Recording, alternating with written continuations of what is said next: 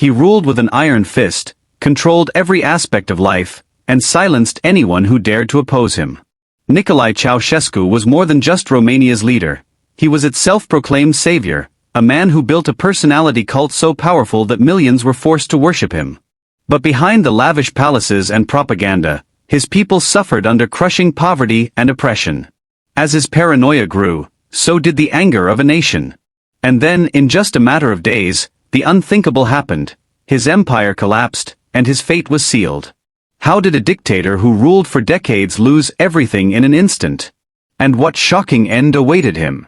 The man known to history as Nicolae Ceausescu was born on the 26th of January 1918 in the small town of Scornășesti in the south of the Kingdom of Romania.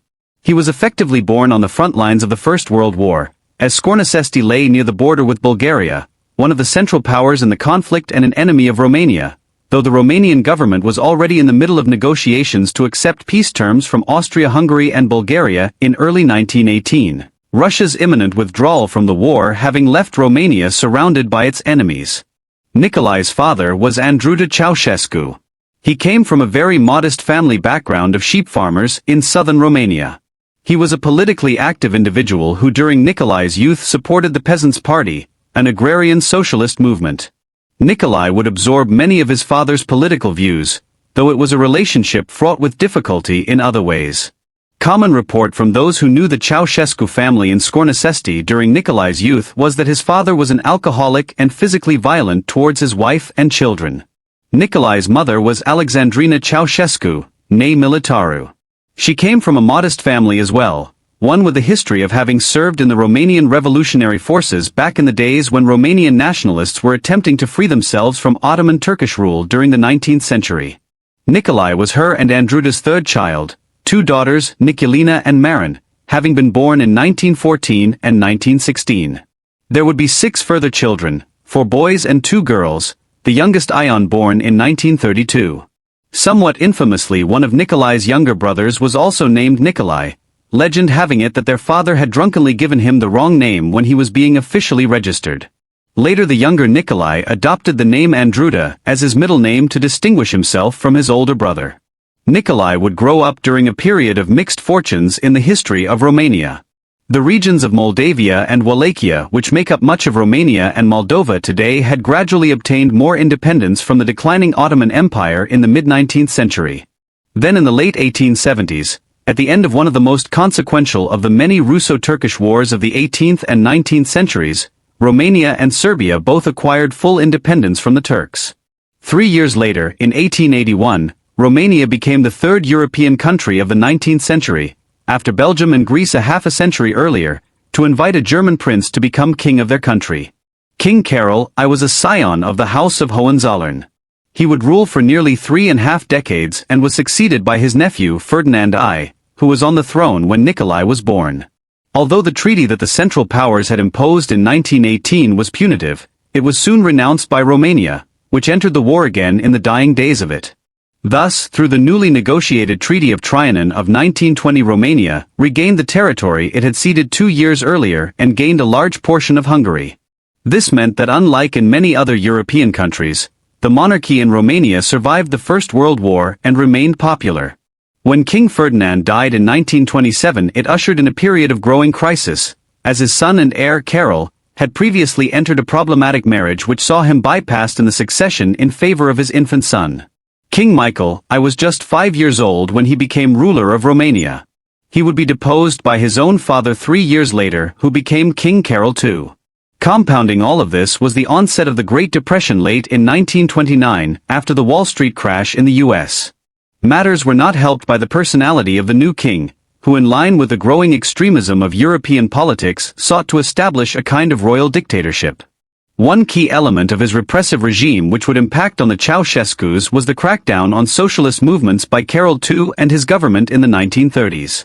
More broadly, ethnic tensions remained in the Balkans as Hungary and Romania still viewed each other as having lands which rightfully belonged to either a Greater Romania or Greater Hungary, while Bucharest also viewed Moldavia and parts of the border region of what had become the Ukrainian Soviet Socialist Republic within the USSR as rightfully being parts of Greater Romania.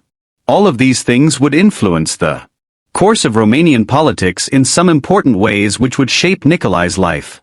Nicolae had a tumultuous youth in the Kingdom of Romania. He attended Scornăsesti Primary School in the second half of the 1920s, but in 1929 at the age of 11 he fled from home to escape his abusive and alcoholic father. Young Nicolae headed for Bucharest, where he went to live with his eldest sister Nicolina.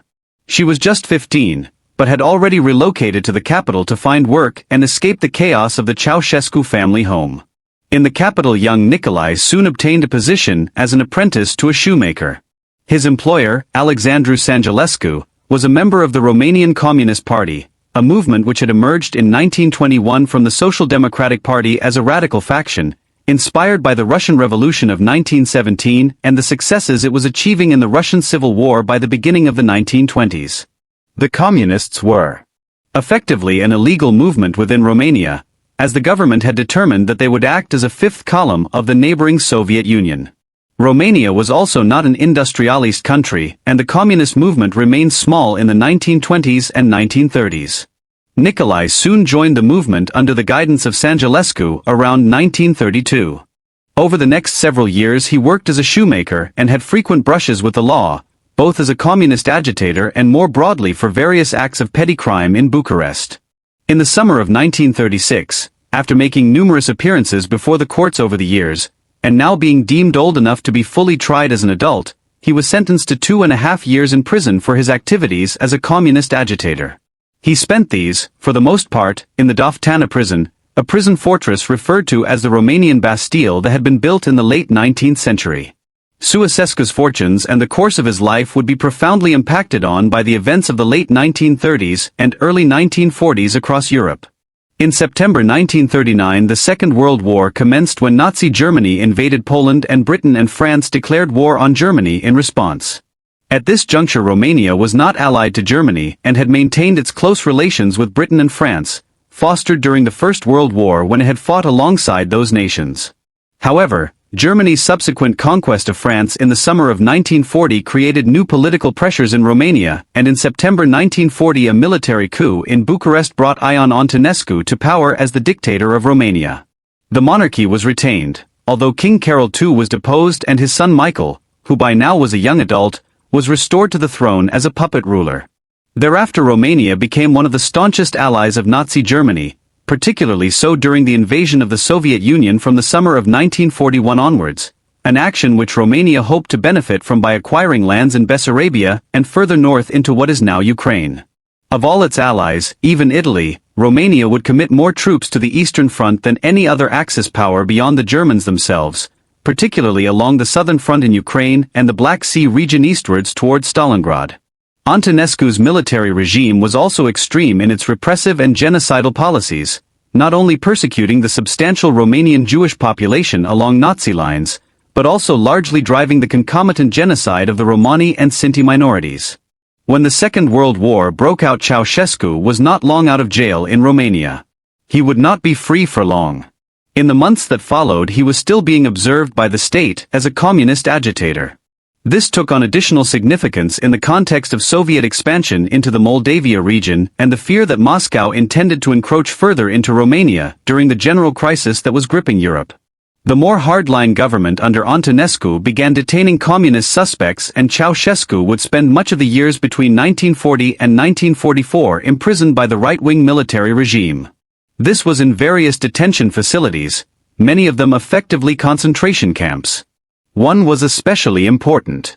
In 1943 Nicolae was sent to Târgu Jiu internment camp and was imprisoned there in a cell alongside a certain Gheorghe Dej, a senior member of the Romanian Communist movement. George Dej would be the communist ruler of Romania within a few years. Had Ceausescu not been imprisoned with him, he would not have become his close political ally, and the world would probably have never heard of Nicolae Ceausescu. Thus, while Nicolae spent much of the war in various detention centers, he left it with close ties to the future leadership of the country. In the end, communist agitators in Romania were not freed through events in the country, but as a result of the general progress of the war in Eastern Europe. After a period of immense success in the summer and autumn of 1941, the combined German, Romanian and Italian invasion of the Soviet Union had stalled in the winter of 1941. Stalemate ensued in 1942. Then, with victory for the Russians at the Battle of Stalingrad in early 1943, the Soviets began a massive counteroffensive. By 1944 they were progressing across a huge front in Belarus and Ukraine. Initial efforts were made to launch forays into Romania as early as March 1944 through the Black Sea. However, it was not until mid-August 1944 that the major Soviet offensive into Romania began. By then German resources were stretched thin as fronts had been established by the Allies all over Europe, and within days of the Russian incursion the regime began to collapse. King Michael, who had been little more than a puppet ruler under Antonescu, led a coup on the 23rd of August, and a few days later the Soviets began to occupy most of the major cities and towns. Sporadic fighting would continue for several weeks, but by late August 1944 the country was effectively under Soviet occupation. As this occurred, the communists of the country, who had always been a limited movement in a largely agricultural society, suddenly found themselves in a position of unprecedented power and leverage. A transitional period followed in which the monarchy was retained and elections were held as the country was rebuilt after the war, but in the final days of 1947 the monarchy was brought to an end and the Socialist Republic of Romania was brought into being as a communist regime within the Soviet bloc. Ceausescu's personal life changed in the immediate aftermath of the war in ways which would impact on Romanian life too. Back in 1939, during his brief hiatus from being in prison around the start of the Second World War, Nicolae had begun a relationship with a woman by the name of Elena Petrescu, a woman from a peasant family who like him had moved to Bucharest at a young age and found work as an assistant in a laboratory there. She joined the Communist Party in the late 1930s, and it was through mutual connections that they met. Their relationship survived through infrequent meetings during the times Nicolae was free over the next half a decade. On the 23rd of December 1946 they finally married. They would have 3 children, 2 sons and 2 daughters, Valentin born in 1948, Zoya in 1949 and Nicu in 1951. Elena would become heavily involved in Romanian politics after her husband's ascent, as did many members of Nicolae's extended family, including his many siblings. Over time the Ceausescu's regime would come to be viewed as something of a family kleptocracy. Ceausescu's political career immediately began to take off in the post-war years. Although the communist seizure of power was transitional during the Soviet occupation of the country from the autumn of 1944 onwards, when the Socialist Republic was formed after the abolition of the monarchy in late 1947, the first head of state was Constantine Ion Parhan, but real power rested in the hands of Ceausescu's mentor, Gheorghe George, as General Secretary of the Romanian Communist Party. George would hold that position until 1965 and Ceausescu would ascend under his rule accordingly. This was generally a period in which dividing lines were drawn within Romanian communism, with 2 different factions emerging, the Muscovites and anti-Muscovites as they were known in Romania. This refers to those who favored a strong alliance with the Soviet Union and those who believed Romania should seek a more independent path in the way Josip Broz Tito was moving, as head of communist Yugoslavia. The Muscovite-anti-Muscovite split would be a feature of Romanian communism for decades to come and would be a major issue during the first years of Ceausescu's time as leader of the country. Ceausescu enjoyed a rapid ascent through the ranks of the communist movement in Romania in the 1940s and early 1950s. Early on after the war he served as the head of the Union of Communist Youth, a branch of the Romanian movement designed to inculcate many Romanians into communism in the aftermath of the war. This, along with his close relationship with George, acted as a springboard to his selection as a member of the Great National Assembly, the new legislative body created in 1948 following the establishment of full communist rule and which had over 350 members. While this indicated a growing perception of him as an up-and-coming member of the party, the National Assembly had limited practical power. Instead, real authority rested with the Central Committee and individual government ministers. Consequently, it was a major step forward when he was appointed as a secretary to the Minister of Agriculture, followed by the post of deputy minister within the same department in 1949.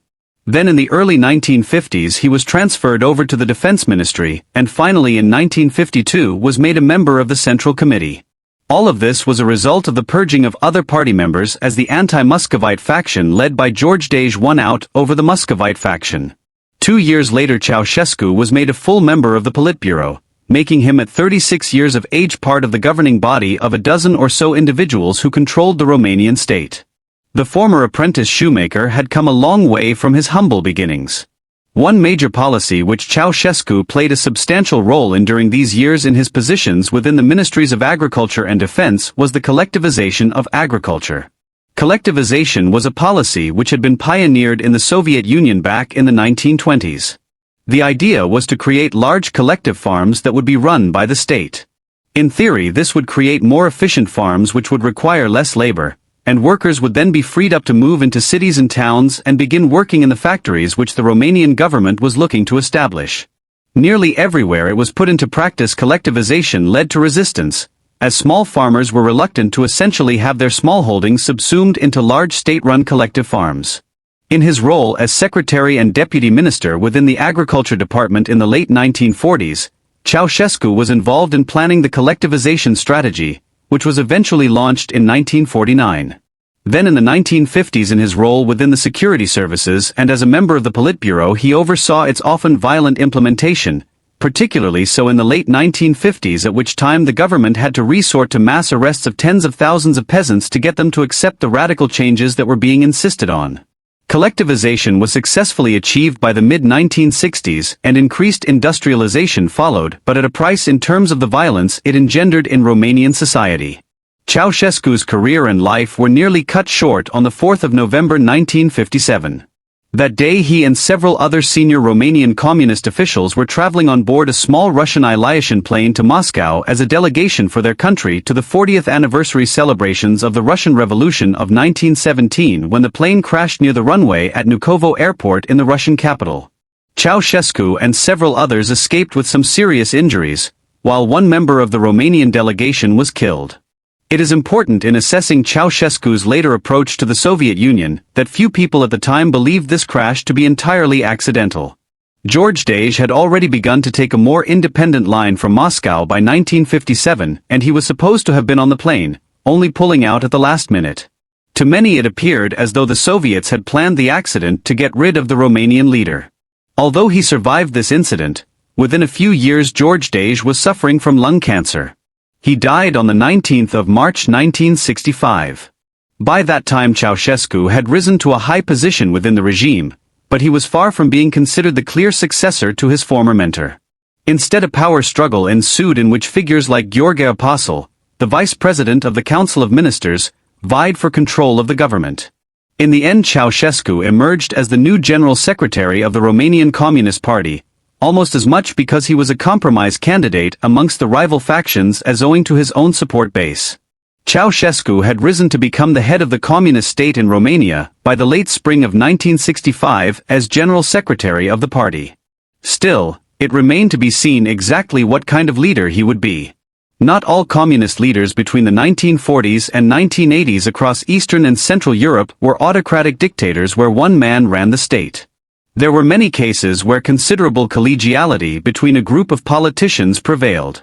Ceausescu's own predecessor, George Dage, was a powerful figure, though not all-powerful, while the post-Stalin era in Russia had seen the development of considerable collegiality and sharing of power within the Politburo in Moscow. Ceausescu took things in a different direction by consolidating his control over the Romanian Communist Party after 1965. In December 1967, for instance, he assumed the position of president of the State Council in addition to that of general secretary. As we will see, his moves to split away from the Soviet Union in 1968 further consolidated his grip over Romania as a Stalinist-style dictatorship.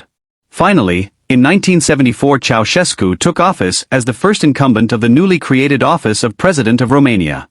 There were few, if any, challengers to his power from within the party for the next decade and a half. A central feature of Ceausescu's monopolization of power in Romania in the late 1960s was the manner in which he split from the Soviet Union.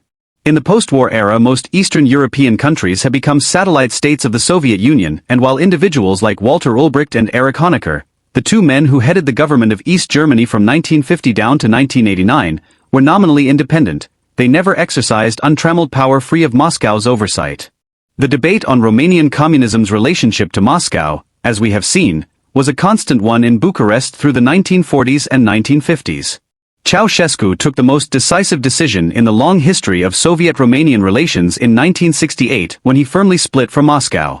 The event which brought matters to a head was the Prague Spring of 1968, when the Czechoslovak government under Alexander Dubček attempted to liberalize the country's communist regime only for the Soviets and their Warsaw Pact allies to invade and force the administration to backtrack.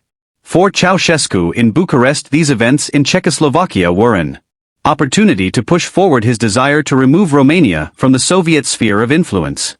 On the 21st of August 1968, Ceausescu delivered a speech before a crowd of an estimated 100,000 people in Palace Square in Bucharest, in which he denounced the actions of the Soviet government and the Warsaw Pact allies. The speech was a calculated measure to formally split from Moscow and continued the desatellization of Romania from the Soviet Union, which went back to the mid-1950s. Further developments in the late 1960s and early 1970s saw Romania disentangle itself fully from Russia economically. By 1974, Bucharest was refusing to allow the Soviets to build a railway through Romania running from Odessa in Ukraine to Varna in Bulgaria, while Ceausescu's regime also condemned the Soviet invasion of Afghanistan in the final days of 1979. In the midst of the crises of 1968, as the Prague Spring was being brutally crushed by the Soviet government of Leonid Brezhnev, Ceausescu calculated that he could use the opportunity to complete the split from Moscow and withdraw from the Warsaw Pact. He did not do this without serious calculation, though. If Romania was to split from Russia, it needed allies elsewhere. Luckily for the regime in Bucharest, there had been a growing divergence ever since the death of Stalin a decade and a half earlier between the Soviet Union and China. Thus, even as relations with Moscow thawed considerably, Ceausescu was cozying up to Mao Zedong and the government of the People's Republic of China. Indeed, it may well have been that Romania's growing alliance with China was the reason why Brezhnev and the rest of the Politburo in Moscow did not decide on military action against Romania as well in 1968. All of this was clearly attested to on the 3rd of June 1971, when Ceausescu was on a state visit to Beijing. In a carefully stage-managed conference between Ceausescu, Mao Zedong and one of Mao's most senior allies, Zhou Enlai, the conversation constantly alluded to the dictatorial approach of Moscow to international communism. In the midst of this, Ceausescu declared in reference to the Prague Spring, quote, "We were in Czechoslovakia a few days before the invasion, and we met with the party leadership with the working class. There was no danger to socialism. This was all part of the desatellization process of the 1960s and 1970s. An additional component was the manner in which Ceausescu followed China's lead in beginning to normalize diplomatic relations with the United States from 1971 onwards. A somewhat unexpected element of this from the early 1970s onwards is that Ceausescu began to emerge as a fairly prominent figure within the non-aligned movement.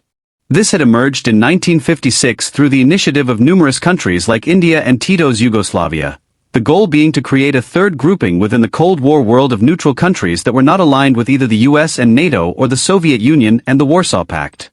Although Ceausescu did not make Romania a major member country of the NLA, he did follow many of its precepts from 1965 onwards and drove forward numerous initiatives which it had spearheaded. For instance, he was anxious to normalize relations between the various countries of the Balkans and to try to put aside the ethnic tensions which had characterized the region since the Ottoman Empire began to decline in the late 18th century.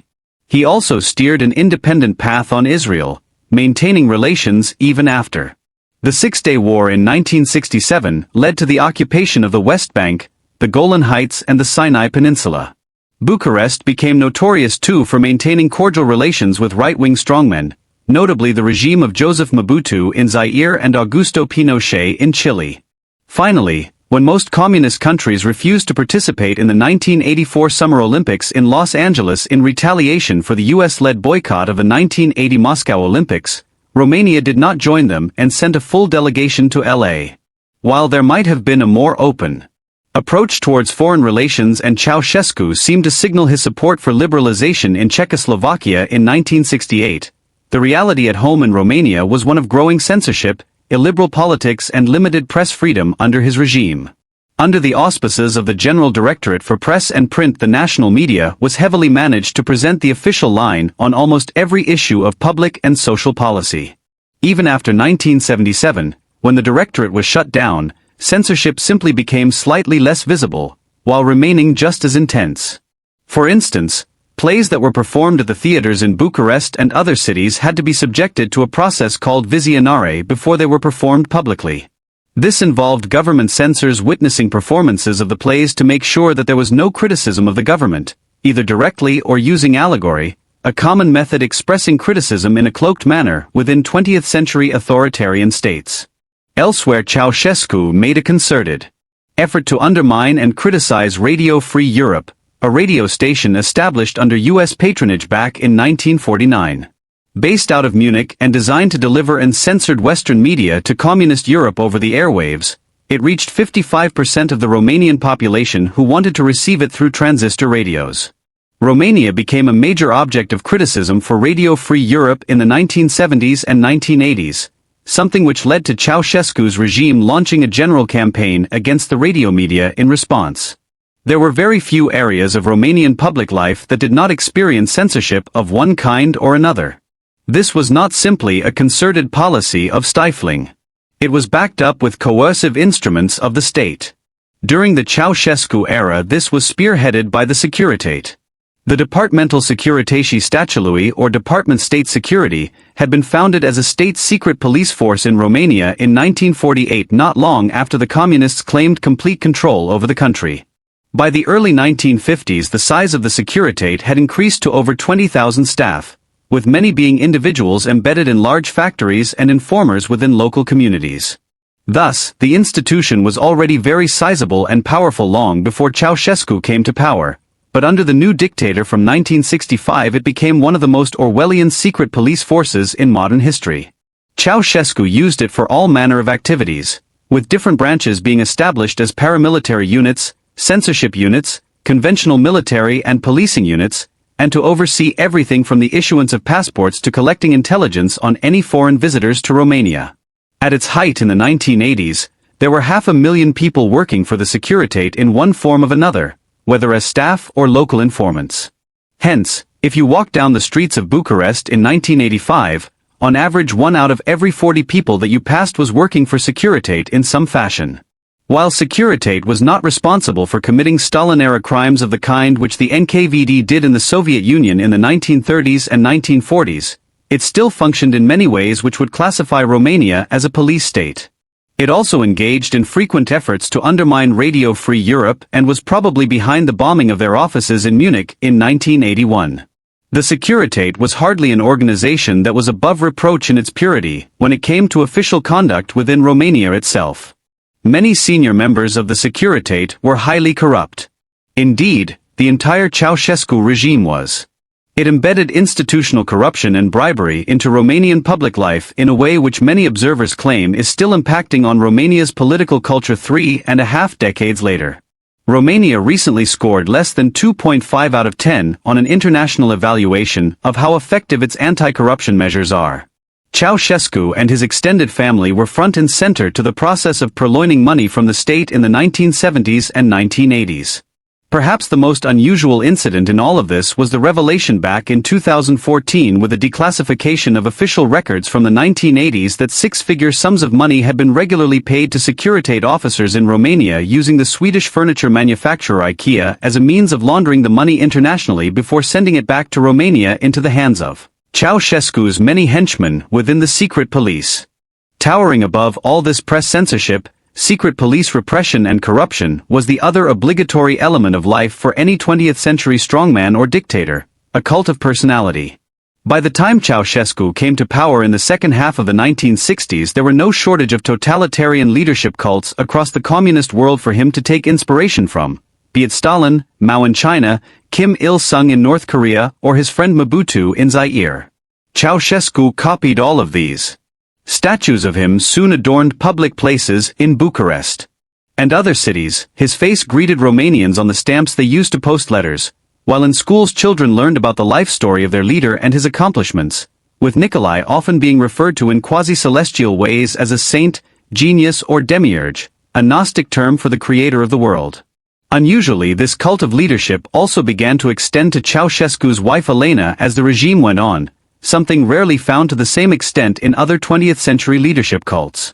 Another element of Ceausescu's growing cult of personality was hugely influenced by the Cultural Revolution which Mao Zedong, leader of Communist China, had unleashed in the late 1960s in an effort to shore up his flagging power there after the disastrous Great Leap Forward policies of the late 1950s and early 1960s had led to the deaths of tens of millions of Chinese people through a man-made famine. Notwithstanding the waves of violence unleashed across China by the Red Guards of the Cultural Revolution, Ceausescu sought to emulate Mao to some extent, delivering his July Theses, as they are known, in a speech before the Communist Party in July 1971. These were expanded and published the following November. Through them Ceausescu sought to introduce a more rigorous form of Romanian communism and a purer ideology in the vein of the rhetoric Mao had been using for several years in China. Romanian intellectuals were to be challenged and cultural output was to be reorientated towards greater emphasis on communist values. One of the major consequences of this was a heightened form of Dacianism in the 1970s and 1980s, a movement which tried to emphasize the strength and power of the Kingdom of Dacia that had existed in Romania prior to the conquest of it by the Romans. This Dacianism became a feature of Romanian literature and culture during Ceausescu's era, though thankfully his efforts to mirror the Chinese Cultural Revolution in terms of the violence it evoked did not occur, as scholars estimated between 1 and 2 million people were killed in China as a result of the program. As with the Cultural Revolution, Romania had long sought to emulate other communist countries when it came to its economic policies. In terms of its economic approach, Nicolae had been involved in a central component of this, the collectivization of agriculture in the 1950s. These pre-Ceausescu years were successful ones for communist Romania in their economic goals. The country experienced industrial growth that surpassed most other countries across the entire continent of Europe. Industrial production increased by over 600% between 1950 and 1964. It all slowed though during Ceausescu's time as ruler of the country, reflecting the general stagnation of the communist economies of Eastern and Central Europe in the 1970s and 1980s after immense growth in the 1950s and 1960s. In Romania, after a honeymoon period in the mid-1970s when the country's position as a major refiner of oil benefited the economy in the context of the 1973 oil crisis, the rate of GDP growth fell to around 3% by 1980, down from average growth rates of 10% in the 1960s. Despite efforts to boost the economy through the development of an electronics industry, a move which was proving successful in countries like South Korea and Taiwan in the Far East, Romania's economic progress continued to be poor in the second half of Ceausescu's time as dictator of the country. At the beginning of the 1980s, in response to the country's flagging economic performance, Ceausescu decided on a new economic policy which did untold damage to the country and the lives of ordinary Romanians. After heavy borrowing to invest in industrial expansion in the 1960s and 1970s, Romania's national debt had grown to over $10 billion by the early 1980s, a figure which might seem small by today's standards, but which was very considerable half a century ago. In 1981, after Romania had been forced to turn to the International Monetary Fund for a loan, Ceausescu announced that Romania would aim to clear this debt over the next decade or so. The resulting austerity program unleashed huge deprivation across Romanian society. Large price increases were imposed on basic goods and utilities like common foodstuffs, electricity and petrol. This in turn created inflation even as wages stagnated. In tandem with this, the agricultural sector was already in trouble owing to a lack of labor due to decades of enforced industrialization, creating wide-ranging food shortages by the mid-1980s. Several years into the austerity program, people had become used to subsisting on basic foodstuffs like bread, sugar and milk, while meat had become something of a rare luxury for many families across the country. Rationing eventually followed, with calorie intakes limited at around 2,800 calories per day, a reasonably high level, especially by 21st century standards, but hardly in abundance in a time when people were more active, with many working in factories and on farms. Moreover, many people had to walk large distances every day to and from work as petrol rationing was also introduced in the mid-1980s. The radical austerity program was effective in the end, with Romania's national debt being quickly paid off through the 1980s, but it created enormous resentment towards the regime. Ceausescu's efforts to pay off the national debt were indicative of one of the key ways in which his regime became so oppressive. In theory, it was developed as a benign policy approach. What country, after all, wouldn't want to have its national debt eliminated? But in seeking to achieve this, he inflicted much suffering on the Romanian people. The same was true of Ceausescu's approach towards the demography of Romania. Early on in his time as leader of the country, he became determined to increase the population of Romania. In fairness to him, Romania was and still is a relatively thinly populated European country. When he came to power in the mid-1960s, for example, the country's population was just around 19 million. Additionally, the rate of natural increase was declining year on year.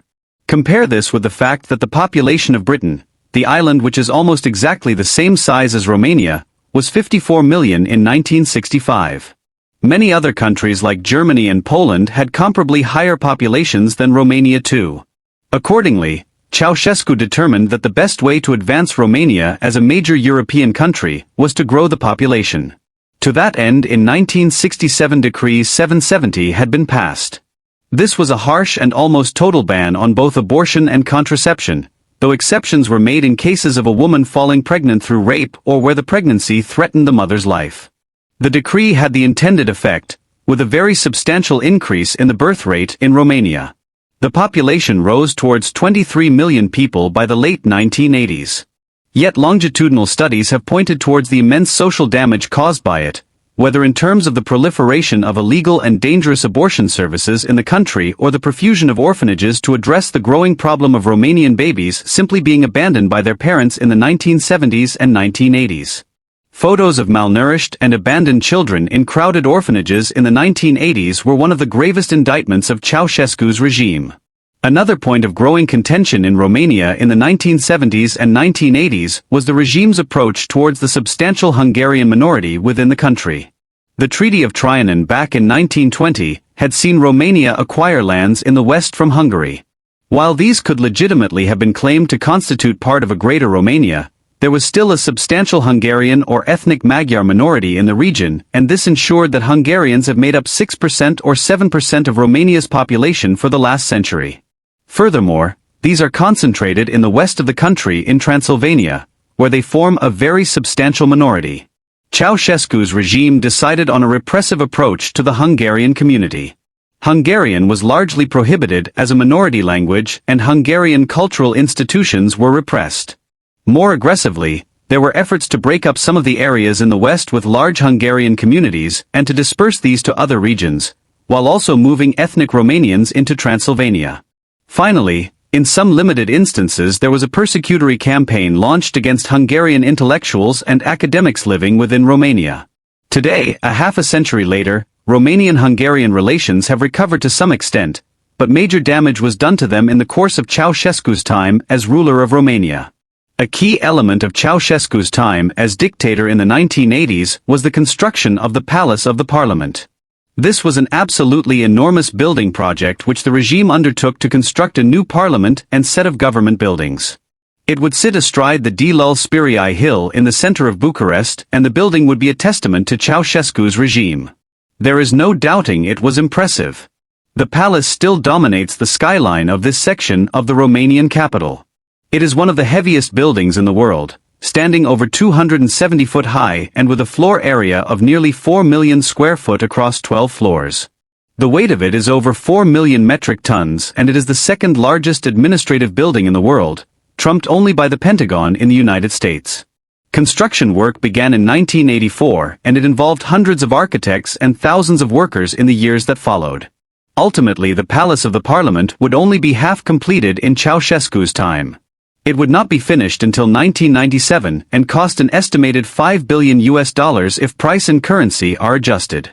It was an ambitious project and is still a testament to that ambition in the city of Bucharest today, but it was pure folly in 1980s Romania, a country that needed investment into basic services and economic growth, not ostentatious new offices for the members of the government and regime. Ceausescu's country had become something of an insulated state in the course of his time as ruler of it. However, even as work was being carried out on the Palace of the Parliament in the 1980s, the world was changing around Romania in ways which would soon impact on the country and bring Nicolae's time as dictator there to an end. The decade had begun, ironically enough, with an intensification of the Cold War as Ronald Reagan became President of the United States and adopted a hardline approach to the Soviet Union, most notably through a reigniting of the space race. However, this intense period of the Cold War, one fraught with more danger than at any time since the Cuban Missile Crisis, was just as swiftly followed by a cooling off of tensions as Mikhail Gorbachev became head of the Soviet Union in 1985. Gorbachev was determined to reform the Soviet Union after 2 decades of economic stagnation through policies like glasnost and perestroika, whereby Western ideas would be discussed in a more open framework. Unwittingly, he brought about the destruction of the USSR, as the late 1980s saw communism as an ideology being questioned all over Eastern and Central Europe. By 1988 and 1989 there were opposition movements emerging to the established communist regimes in many countries, and in the autumn and winter months of 1989 a series of events in Central Europe would lead to the fall of the Berlin Wall. These forces of reform and change soon entered Romania. By the late 1980s the economic situation was not good. Ceausescu's efforts to pay off Romania's national debt, combined with the closed nature of its economy, had damaged domestic growth. This happened at the same time that enormous sums of money were either being corruptly stolen by the regime or else squandered on the palace of the parliament. Hence, when political change swept across Europe in the late 1980s, Romania was primed for unrest. A revolt of sorts had already occurred in November 1987, when upwards of 20,000 workers went on strike and violence erupted in the city of Brașov. It was suppressed eventually, but pointed towards the discontent which was spreading across the country. Through 1988 and 1989 there was an unprecedented level of criticism of Ceausescu, both amongst opposition groups and within the communist movement itself. Therefore, while the Romanian Revolution is often depicted as having broken out as a sudden surge of violence in December 1989, there was a growing tide of anti-Ceausescu sentiment and agitation across the country in the years leading up to it. The Romanian Revolution began on the 16th of December 1989 when mass protests began in the city of Timișoara against Ceausescu and his government. By the end of the day control of the city was slipping into the hands of the insurrectionists, leading Ceausescu to send in the military the following day. The heavy-handed crackdown on the 17th of December at first seemed to have curbed the unrest, so much so that Ceausescu flew out of Romania on the 18th to undertake a planned visit to Iran. When he returned 2 days later the situation had declined. Approximately 100,000 workers in Timișoara were now effectively in charge of the city.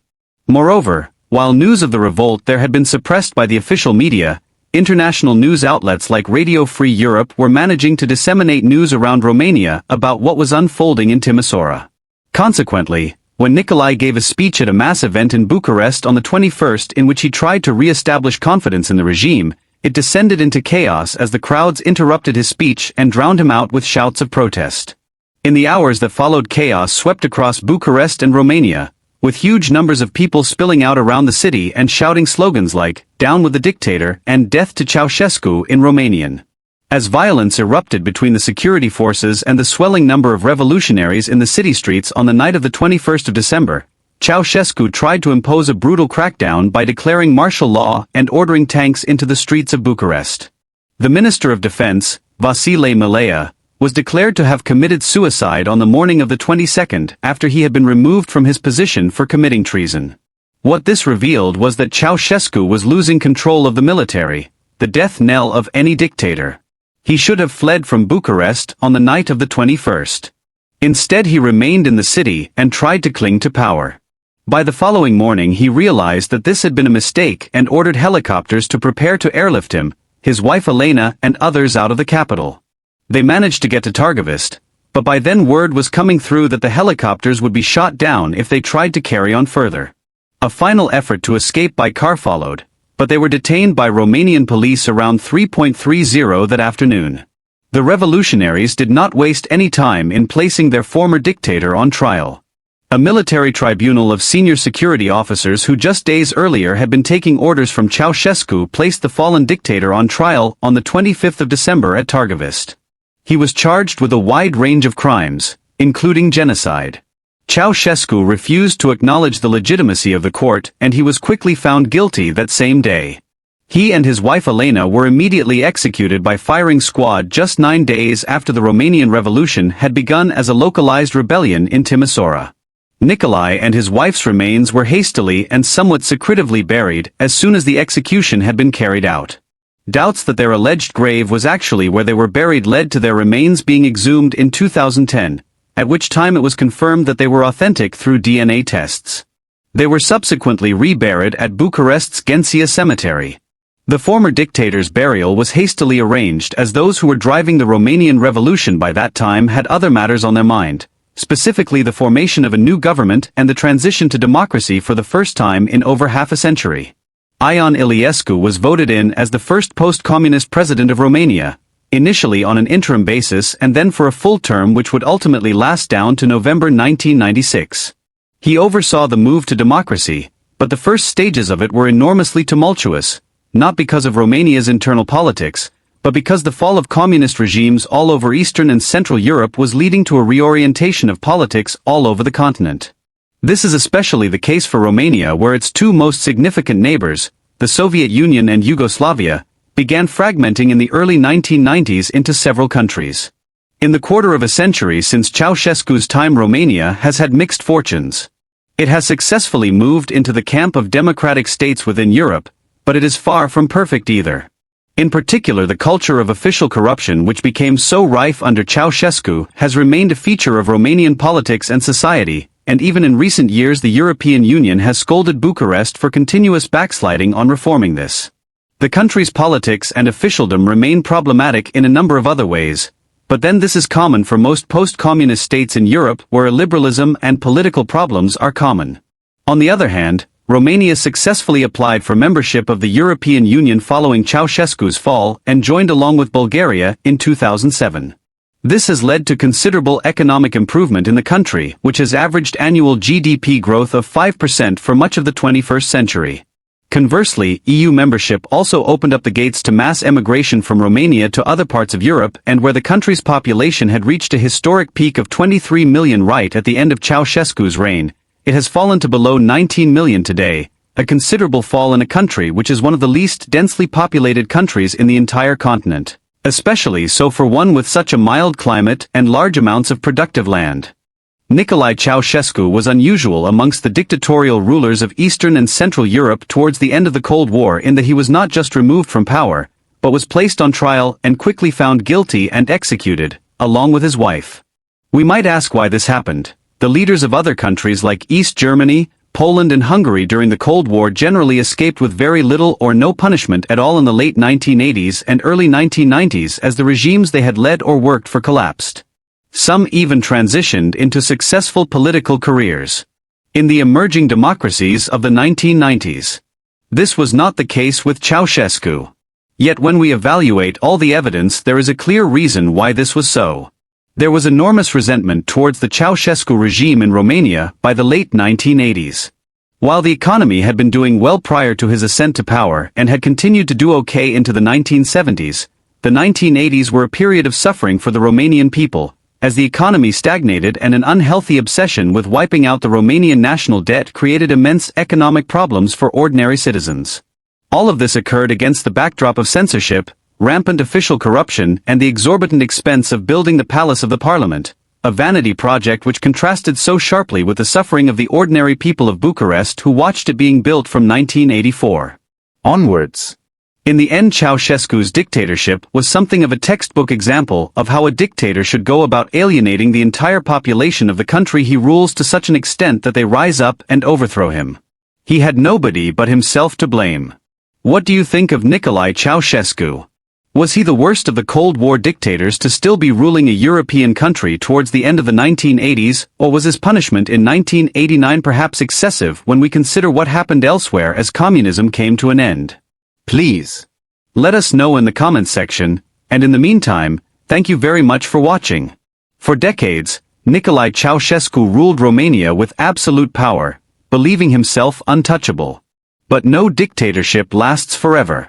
As his people starved and his paranoia grew, the cracks in his regime became too deep to ignore. The very citizens he once controlled rose against him, and in just a matter of days, his empire crumbled. Captured, tried, and executed in a swift and brutal fashion, Ceausescu's fall was as shocking as his rule was oppressive. From a self-proclaimed savior to a hunted fugitive, his fate became a chilling reminder of what happens when power is built on fear, lies, and corruption.